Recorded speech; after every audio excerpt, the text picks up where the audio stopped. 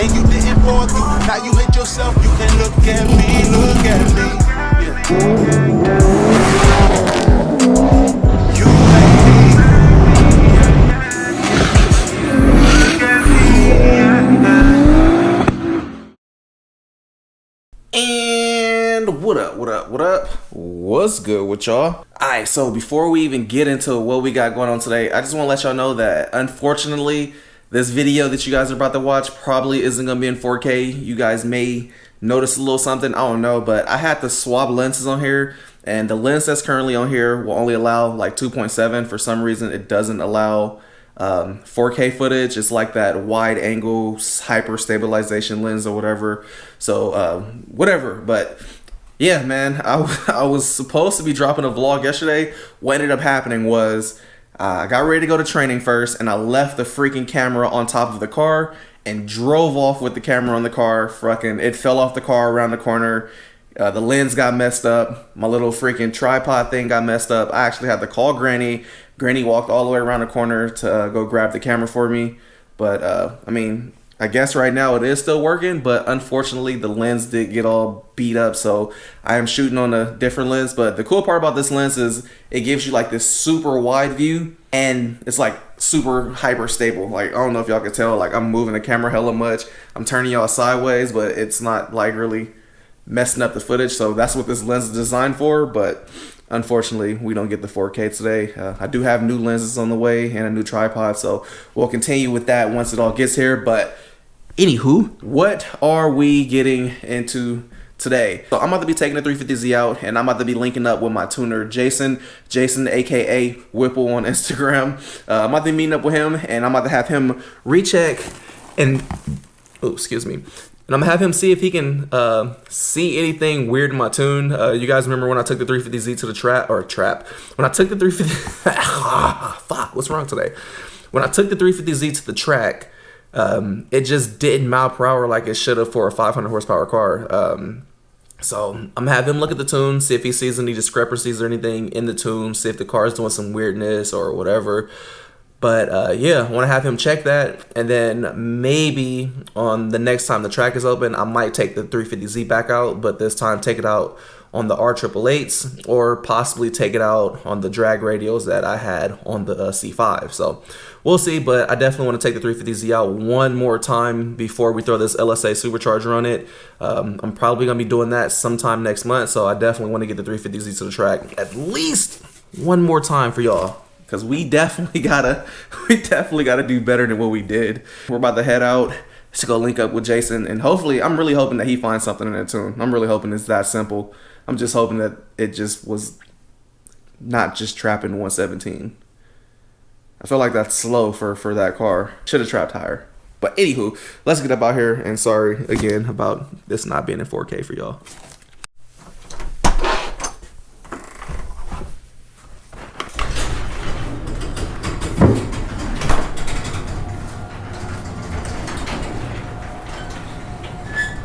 And so for those people that are probably like, yo, where's the FD at? Don't trip. The FD is right there. I know y'all used to seeing it in the garage.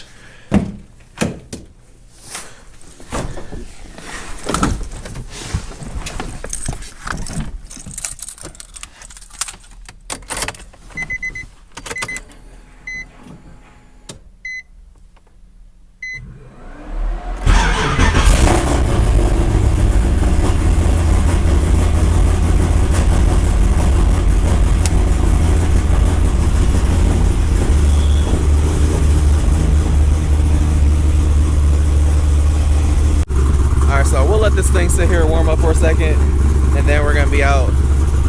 Also, some that I might be doing is I may possibly be getting rid of the roll cage. Might be getting rid of this thing and just putting the harness bar back here. I kind of don't like how it doesn't allow my passenger seat to sit all the way back. I don't know. It's that kind of annoys me a little bit. Other than that, the cage does look sick, but I am 6'2", and I'd like for my passenger to be just as far back as me. I don't like them sitting kind of a little bit forward. So I don't know. Maybe that's just something that bothers me. So it's looking like we almost here. We're about 6 or 3 minutes away now. I know it'd be hella popos out here, so we gotta be careful.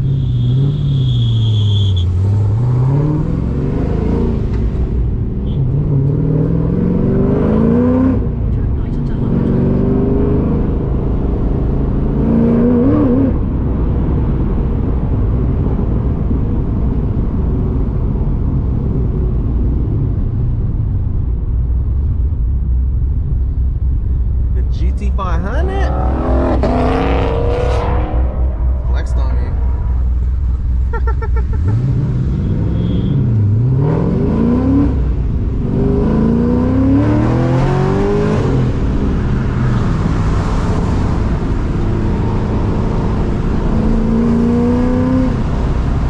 Ready to figure this out? Yep, you gotta open it from right there. Inside? Yep. Remember, we got the Lambo. Oh shit, I got you locked. Oh, you getting fancy? Doors open, man? Yeah, why not? I hate being out here, man. There be so many police, yo. Stop it. They do. They're just admiring your car. Nah, man. I'm black driving what they think is a Porsche. No mix out here. O2 code. And you have them 2 codes on the same bank. So bank 2 sensor 1. So passenger side upstream. What's weird is that it's only on one bank. If it was on both banks, then I would say like maybe I could just turn it off. But being that one bank is good and the other bank is bad, and the heater usually when you have long tube headers, if the O2 takes a long time to heat up. Is that the 202s right there at the bottom? Right here, they're flat line. So it usually takes a while. Coolant temp's only 170, so when it gets hot. I was about to say, man, they even for the first time. Well, it's just because they're not working. See, this one's coming up. It's like 470, 480. Oh yeah. But this bank 2, the one that's giving us problems, is still flat at 450. See? Now it's going 500. So as the exhaust gets hotter and it warms up the O2, it starts working. See it? But this one's still flat. That was on crack, bruh. So what you'll see is once it gets hot enough, it'll start oscillating up and down, up and down.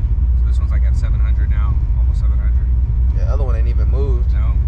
See, now it's starting to switch. That's how closed loop fueling works. It switches between 450 millivolts up and down, up and down. So it's still at 450, and it's adding 25% fuel.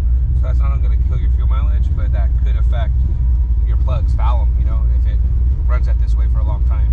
Yeah, turn that shit back off. All right. All right, you want me to go Right here?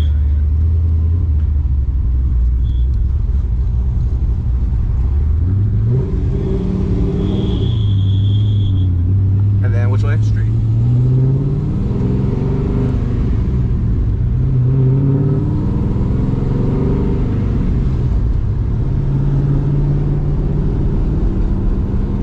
And then like when you like in a lower RPM like right now with a heavy load, when you blip it, it like breaks up a little bit. All right, go ahead and do it.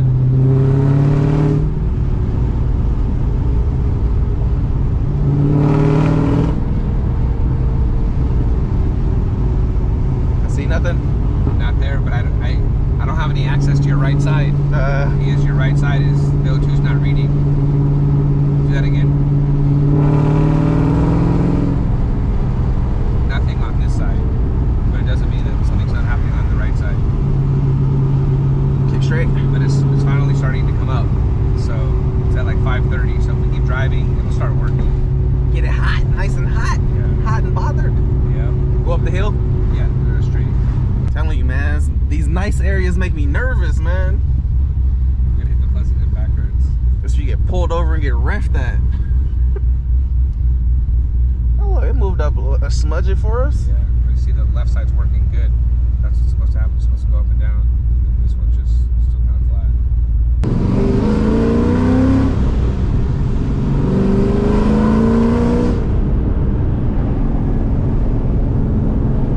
That's going up. 600. So now it's working. Man, Jason got me over here with the baller houses. Jeez. How you expect us to speed through here? You know the police up here, Jay. I'm gonna go by the golf course. That's where they're all at. on third again? Yep.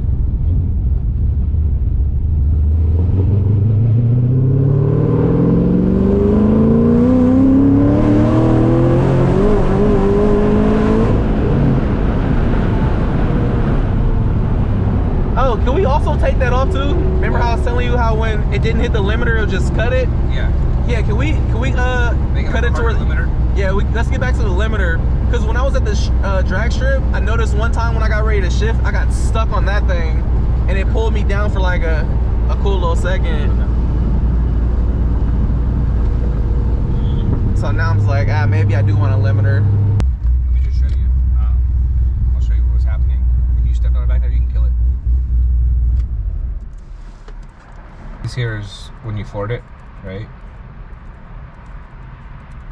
Right here, this blue line, your throttle position, right? You got on it, and you had about 10, 11 degrees, and then it ramps up. And so an LS3 likes usually between like 22 to 24 degrees of timing. And by 2,700 RPMs, you're at 22, 23 and a half. I take a little bit of timing out at peak torque. That's why you drop down to 22 and a half. You're back up to 23. Knock is clean. You took it all the way to about 67, and you're at 23 and a half degrees of timing. And these are your narrow bands, right? The narrow bands will usually pick up like if there's any misfire or an incomplete burn in the cylinder, and it's flat. So it's burning good? Yeah. A little bit difference from bank 1 to bank 2, but I think that's just tied because there's a ground issue on bank 2, so it reads a little bit lower, just like it reads low until it warms up. But if you look at it, it's fairly flat and clean. So this is your MAF signal. This is what we were worried about before it was real jagged. Yeah. And then we could even see in your narrow bands the voltages go up and down as your MAF signal went up and down. But if you look at it here, this is flat, and this is, I mean, a little bumpy, but not bad. Before it looked really bad up and down. So I don't know where your missing power is, because your timing is good, your fuel is good, obviously you're getting 100% throttle, commanding 12.5 AFR. Computer estimates that it's making about 550 foot-pounds of torque, which I think is a realistic estimate. That's flywheel, not obviously not rear wheel, but anyways, 550 is what it's saying. I mean, the car doesn't feel slow. Like, it feels good. I'm just wondering, like, you know, the track speed. I'm just like, I mean, if you want, next time at the track, I can go and I can drive the car for you. Oh, damn, like that. And I'm just kidding. I'll let you. Let's do it. Yeah, I don't see anything. I see what you were talking about. When you first got into it, it didn't sputter or anything, but it was slightly rich. And I think some of that's tied to you changing where the MAF was located. If you look at it, this is your fuel trim corrections here, and as you were driving, you hit spots where like 10, 8% rich. Negative means that the trims are pulling fuel. So if you look at it, there was a couple spots where you get like 12, 14% there, right here. Yeah. 10 and 14. So I'm gonna remove that fuel. That'll make it a little bit more responsive and better fuel mileage, obviously, too, if it's not having to pull that much fuel. So we'll clean that up, and then we'll make a U-turn down here and do a couple more pulls and see if anything pops up. It's good. Hit the company up for their clutch. They said they're down to upgrade me to a twin disc also. Because remember we said we felt that weird slip, but I was like, man, it's not slipping to where the RPM goes like up, but actually, now that you say that though, look what I see. So if you look at this, look at your RPMs fluctuate when you're wide open. So this is 100% throttle. You're not moving the pedal, right? You're not moving the pedal, and at about 53, so here you are at 5,400. There's no reason why the RPM should drop.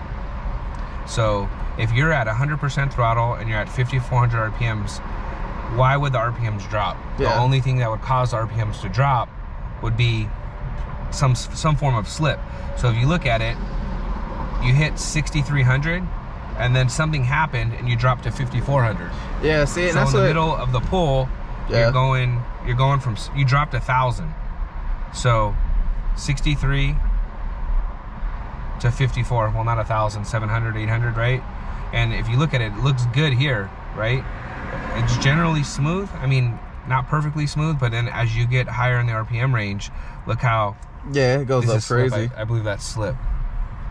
And I can, like, when at the, like, when I go from my second to third or my fourth gear shift, it feels like the RPMs don't whoa, start climbing. It feels like it goes whoa, and it gets stuck there. So let's fix this. We'll get on the freeway, and then you can get into like fourth gear, and we'll just see if this is even. It might even be getting worse because as you get into a higher gear, you stay in that RPM range longer. So you know, you might see just it going up and down. So we'll have to check that out.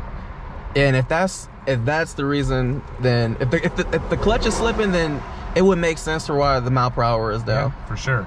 I mean, look at it. I mean, there's no explanation why this is at 6,300, and so each click is a tenth of a second. I'm scanning at 10 frames a second. So we're gonna go here and we're gonna count, right? 63, 1, 2, 3, 4, 5, 6. So 6, and it drops down 700. So that's gonna slow you down if you're not applying the power to the wheels, right? If the clutch is eating the power, then it's not gonna continue pulling. I didn't feel it. That's the weird thing. I really didn't feel it. The car still felt good. Yeah, and dude, that's the thing. I noticed before, because it's like I know how the car was feeling like before, how it would, you know, how it would go, and then I started feeling that I'm like the car still feels fast, but I'm like, or maybe I'm tripping. I thought I was tripping. Then when I seen the actual slip, I'm like, there's no way, because before I trapped that 119 with 60 less horsepower and ran, you know, 12.3. So I'm like, that's why I was stumped on it. That's why I wanted to have it checked. Well, I think what you were feeling is that. We'll know when we get on the freeway and check it. I figure if the C6 traps at 124, this shouldn't have a reason that trapping the exact same speed, if not more. The only thing I don't know is how many, like, the shifts are going to affect. Man, I'm quick shift, man. What you talking about, man? I be out here. Damn, that was a shift. Like an automatic manual.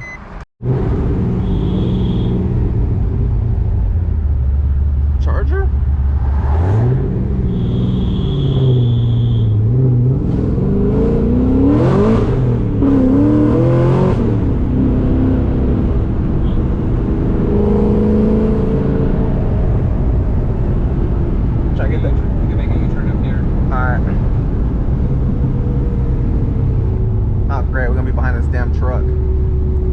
Bitch right here. Yep. Get in front of them.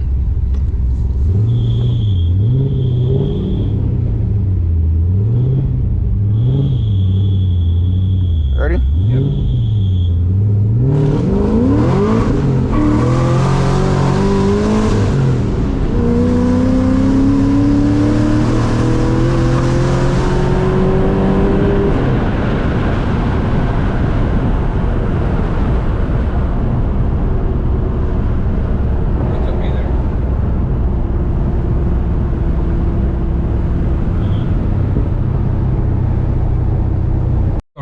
You hit 6,300 RPMs, and then if you look at it, you don't hit 6,300 again.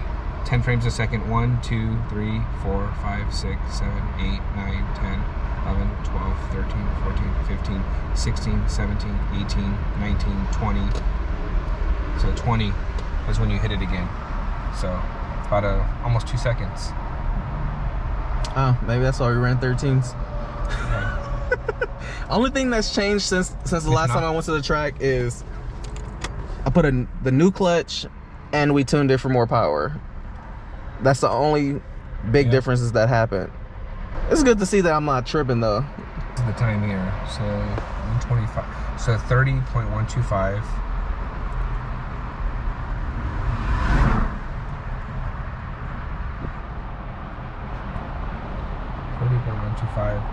So yeah, a full second.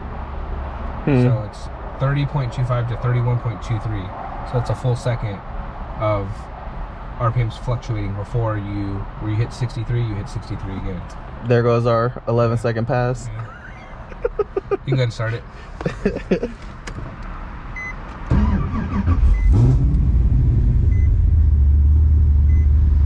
Alright, so me and Jay just now getting back now, and I'm kind of glad we got a little confirmation. Jay saying that he thinks it is possibly the clutch that's slipping.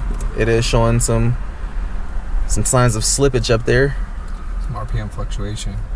I'm just glad I wasn't tripping. Now people make excuse for their cars being slow. It's a tune. bro, it's a tune, you need better tires. I was like, man, trap speed is trap speed. You can get a shitty launch, you start bad, but your trap should always be like close within each other once you get going. That don't change too much. So this was the last pull that you did when you shifted into fourth. If you look at it,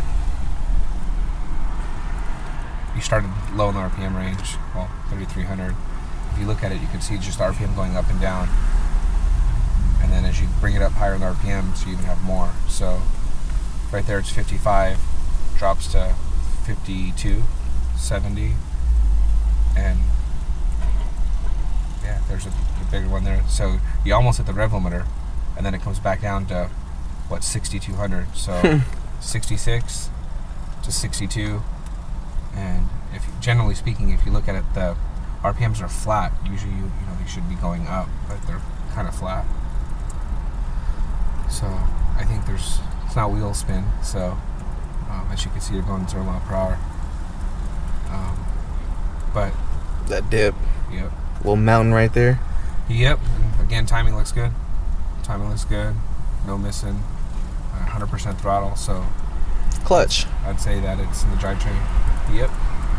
It's funny because, like, if you were just driving and you didn't see it on the computer, you wouldn't really be like, oh, it's slipping. Like, it feels like it's pulling still. It does. Still, it is pulling, even with that. I wonder how much mile per hour that takes off.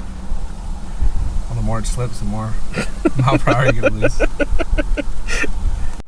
All right, so I'm just now getting back to the house, and this was a much needed confirmation because you guys know that I was like, bro, there's something going on. But yeah, as I expected, man, I had a feeling that something was going on. I just couldn't pinpoint it because it wasn't slipping so hard, but sitting in the graph makes perfect sense. We all knew that this car should have ran 11s. It should have trapped at least 125. It just didn't make sense, but seeing it on the actual graph, seeing the slippage and everything just confirmed my suspicions, and now I actually have, you know, something to attack because there's no reason this thing should have ran a 13 anything. Like, it ran faster with less horsepower before, so you know, with the trap speeds, I was like, nah, something's going on, and I needed that confirmation. But anywho, I'm about to go in here, wrap it up. About to chill, probably go hit the gym in a little bit. So if you guys are still here watching, thank you for, you know, chilling with your boy the whole time. But anywho, like always, man, appreciate y'all greatly. Love y'all lots, man. Hopefully you guys are enjoying y'all weekend, or whatever it is that you guys are watching this video. But until next time, man, peace out. See y'all again later. I've been going too crazy, these niggas too shady.